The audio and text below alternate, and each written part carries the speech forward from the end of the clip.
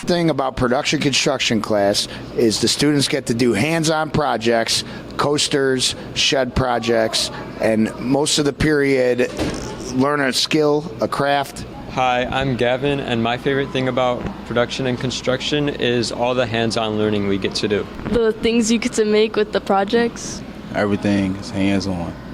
The class is about learning basic skills in hand bench tools. We get into joiners and planers and table saws, drum sanders, laser engraving, CNC machines. So there's a whole variety of wood manufacturing technology involved. I would recommend taking the advanced production course. It is a year long.